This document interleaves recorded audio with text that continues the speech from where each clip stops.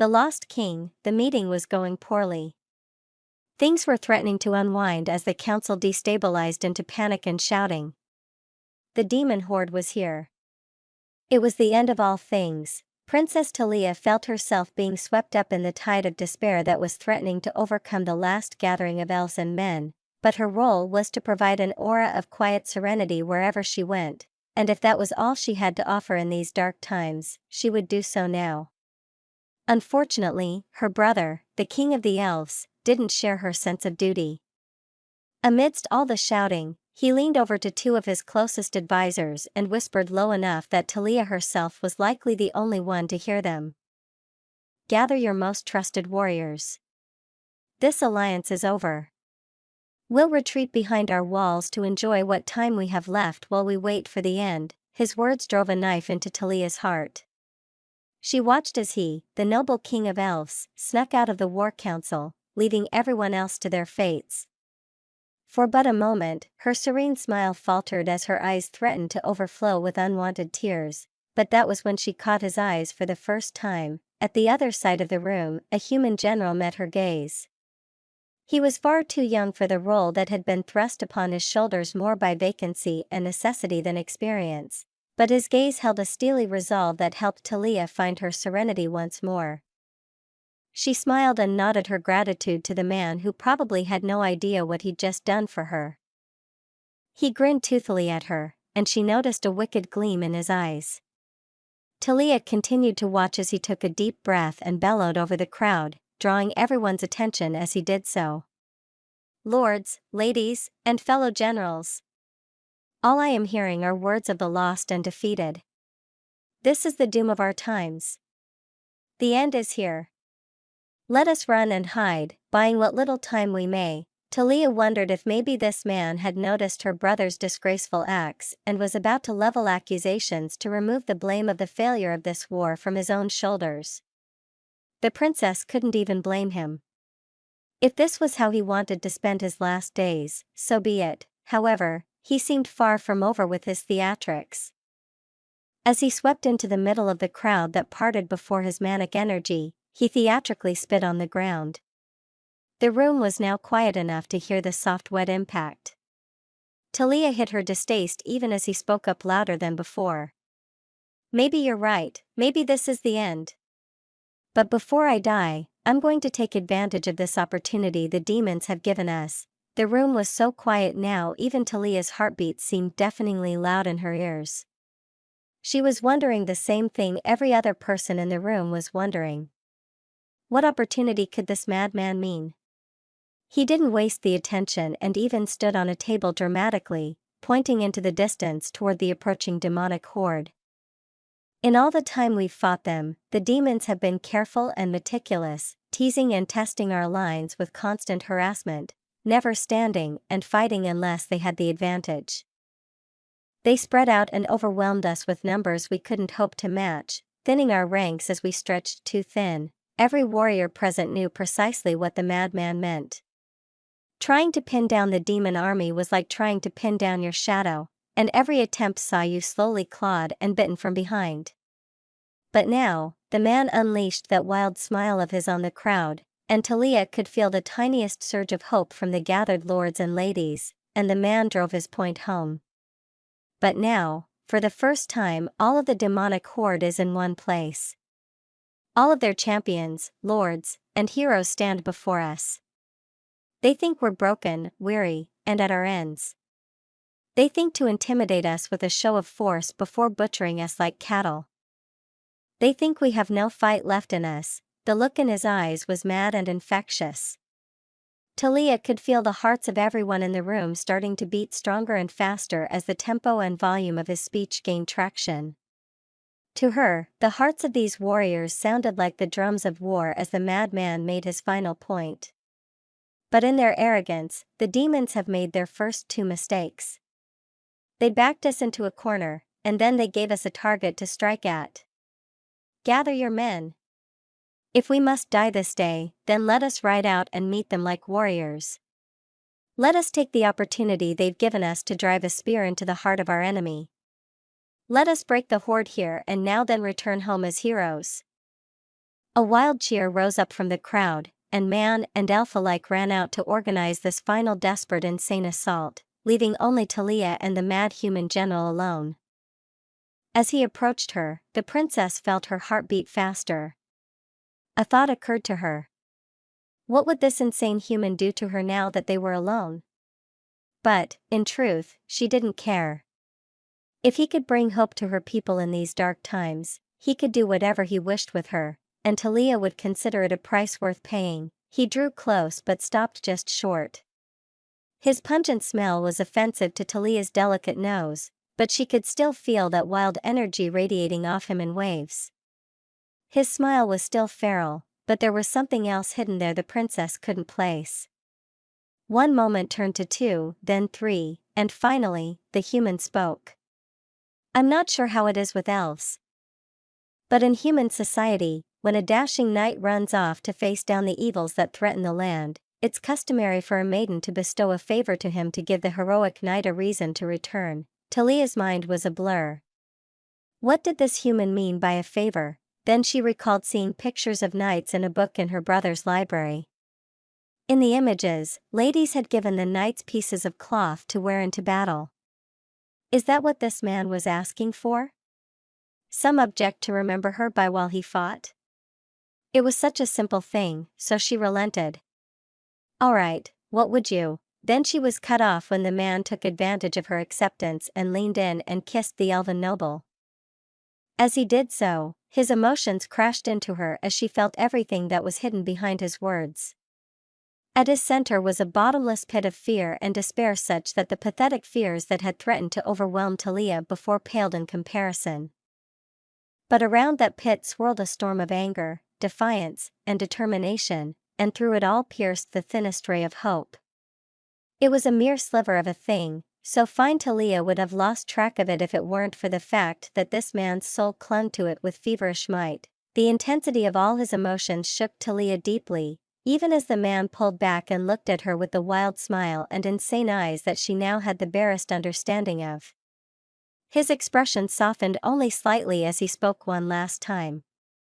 Now that is a kiss worth living for. Before she could gather her wits, the human was gone, and Talia found herself mourning the man whose name she'd never learned.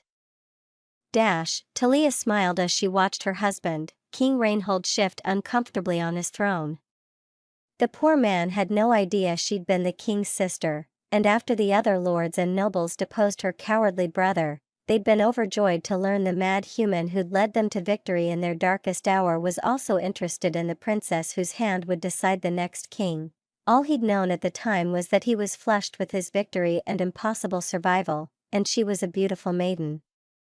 Their celebration was just what one naturally did after such a thing. He'd been the center of many feasts and toasts, but he didn't catch on until too late that one of those had been a wedding feast. And he was the groom of honor. Not that he minded too much. If marriage was the price of the pleasure of Talia's company, it was a small price to pay. The whole king thing, though. That was a different matter. He'd been every bit as wild and energetic a king as he'd been a general, so much so that his new subjects often affectionately referred to him as the Mad King. He was known for being the first to dive into trouble and the last to walk away from it. He behaved nothing like any sane king they'd ever known, and they loved him for it. Under his rule, the elven and human alliance had gone from a fragile, temporary thing to a mighty country that rivaled any of the older, more pure nations that bordered them. As time passed, there were signs of his aging. As much as Talia tried to drive them from her mind, his mortality weighed on her. Not that she regretted marrying her mad king, she just didn't want their brief time together to come to an end. But try as she might, the signs were slowly starting to become harder to ignore. His arms didn't swing as freely when he walked, and his legs sometimes seemed to become heavy. In addition, his posture was becoming slightly stooped, and his arms and legs seemed quick to get sore and stiff. The people listened to and respected their king. But, recently, he'd been growing tired of the bureaucracy. Unless he took a direct hand in anything, nothing seemed to get done. That's when he came up with the clever idea he was about to present. Talia watched her mad husband with pride as he presented an insane idea that only he could have come up with. "Lords, ladies, nobles, and rabble, I come before you with a proposal for the future of our kingdom." There was a cheer from the crowd. Even the elven lords smiled with as much affection as they were capable of. Which, according to Reinhold, was none at all, but he trusted Talia that it was there even if he couldn't discern it. The king continued. "As it stands, our country needs a way to more efficiently make decisions. As evidence of this, during our last rainy season, we took so long deliberating the best way to deal with the floodwaters we almost lost many of our vital crops. To that end, I propose a new council. It will consist of 7 members. 3 humans and 3 elves. Each respectively representing the nobles, the clergy, and the common men and women of their respective races. With the king or queen acting as an arbitrator, and only in the event of a deadlocked vote, possessing the 7th vote, the people were murmuring amongst themselves. This sounded promising so far, but it was missing their king's now familiar odd touch. However, it seemed Reinhold wasn't finished. Getting the people's attention once more, he continued. "However, to keep this from becoming a council of elves versus men, the elven leaders will be voted for by humans, and the human leaders shall be voted upon by elves, encouraging us all to act for the betterment of each other rather than ourselves." A cheer went up from the crowd as Reinhold waved at his people. Though Talia saw he'd tucked his right hand behind his back. It was shaking in that odd way she'd noticed it doing several times lately. She almost frowned at that, but instead turned and smiled at the crowd, moving closer to her husband as she did so. Talia was tired. She'd been covering for her husband more and more, but she didn't know how much longer she could keep the problem from the people. They'd brought in the best healers in the country and swore them to secrecy, but every inspection revealed the same thing. His body was mostly healthy. The problem lay in his mind. The symptoms Talia had thought to be simply mortal aging were apparently a prelude to a worsening disease that was slowly robbing her husband of his body and mind.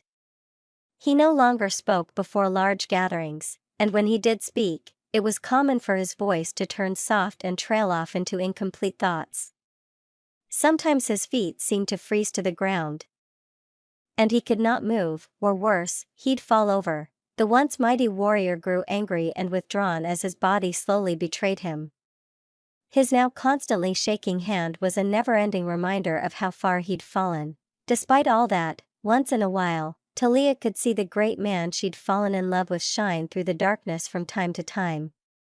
When he spent time with the children, he always smiled and listened to their meandering stories and was quick with a tale or two upon request. In quiet moments when they were alone, Talia would place her head against his and listen to his raging emotions. Sadness and weariness were more profound and louder than ever, but so too burned the same fiery determination he'd wielded against the demons. What's more, there was now a tight band of light connecting his heart to hers that burned all the brighter with each passing day despite the fear and doubt that now swarmed around him. Still, with the Mad King's retreat from the public light, Talia was forced more and more to step up in his place. At first, she'd felt utterly lost in the maelstrom of politics and drama that came with the position, but then she'd think of her husband's mad smile and the wicked glint he got in his eyes when he was about to do something characteristically bold and crazy, and she'd dive right in, learning to trust herself and her own strength as she went. All the while, she felt guilty knowing that as she was finding her own strength, her husband was losing his as he fought this unwinnable war against his own mind and body. Yet, despite all that, when she'd returned from a long day of politics and negotiations, he'd always greet her with a smile. The smile had lost some of its wildness over the years, but in its own way, that smile signified an inner strength Talia still marveled at. It marked another victory in an unwinnable war. She wondered how he always found the strength to fight on even when defeat was inevitable. But, then again, that was how they'd met. Talia walked in on the maids cleaning up after her husband's latest tantrum. She couldn't bring herself to be angry with him. It wasn't his fault, after all. It was his mind's way of dealing with the fear and confusion of a world that seemed to grow stranger as it faded in the fog of his mind a little more every day. Still, it made her sad to see him in this state.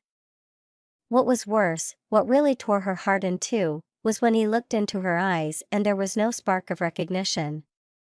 Most days, she was nothing more than another face in a sea of unknown and forgotten faces. She could feel his struggle as he fought desperately to hold on to his memories, but every day a little more slipped through his fingers.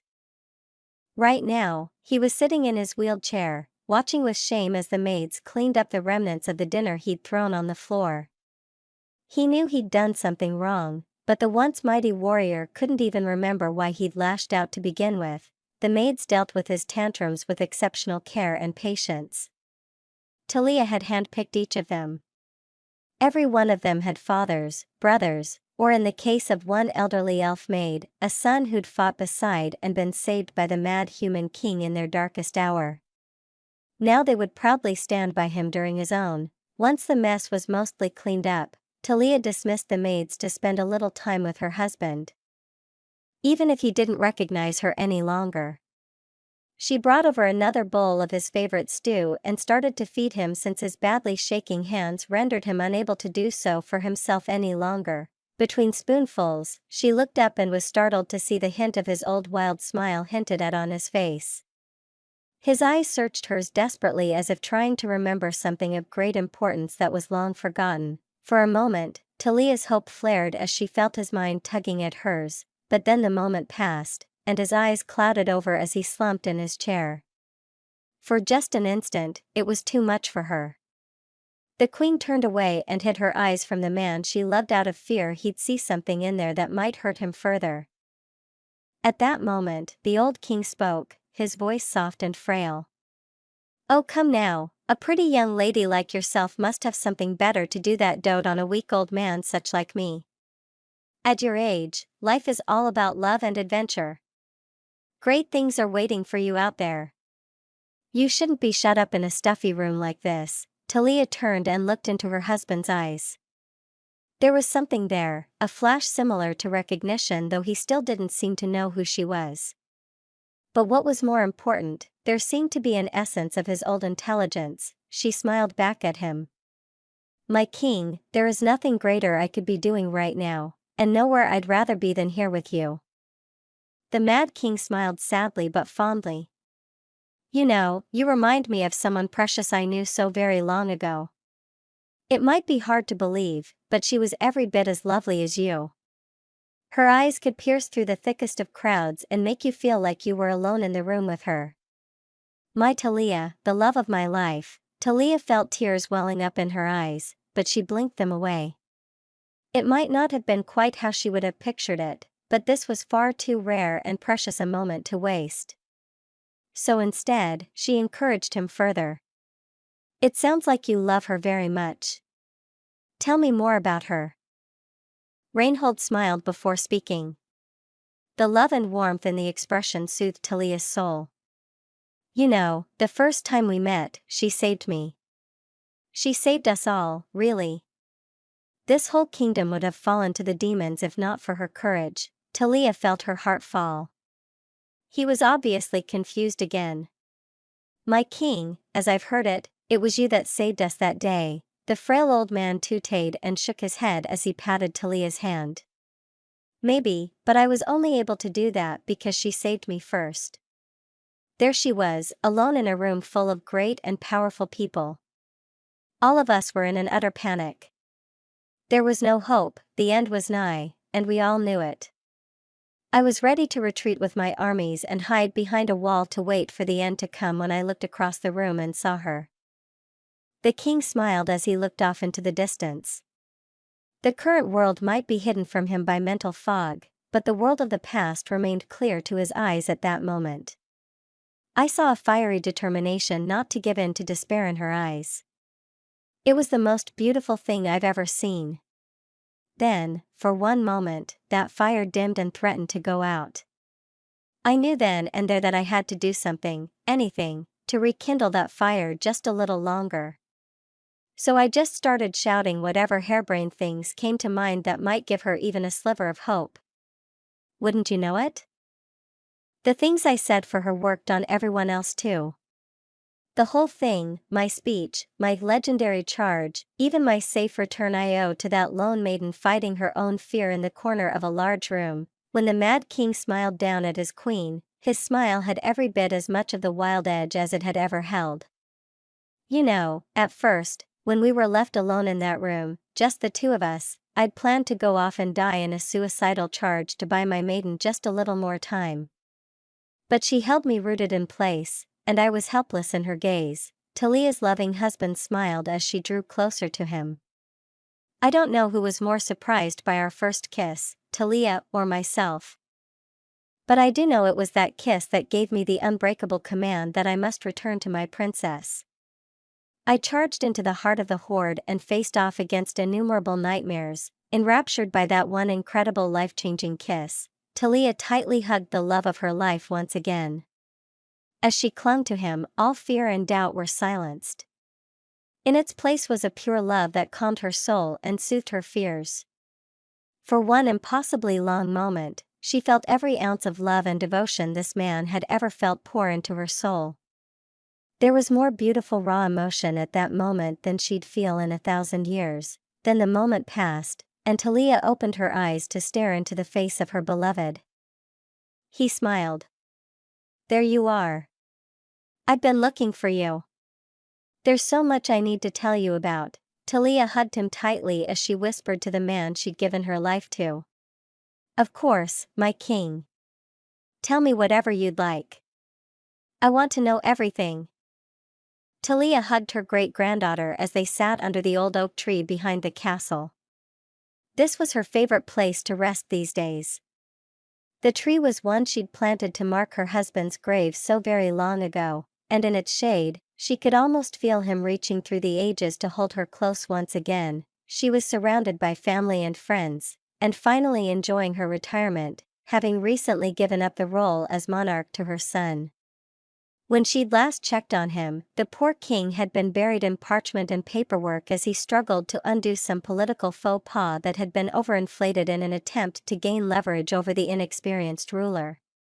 But when he'd looked up and seen the old queen looking in on him, he gave her a smile that echoed his father's wild grin in such a way that Talia knew he'd be all right. Just a thought I had. What was it like for Arwen after the end of Lord of the Rings, watching Aragorn as he slowly died leaving her behind? In this case, I obviously changed the specifics and added in a little extra from my own familial experience. Anyway, I hope you enjoyed.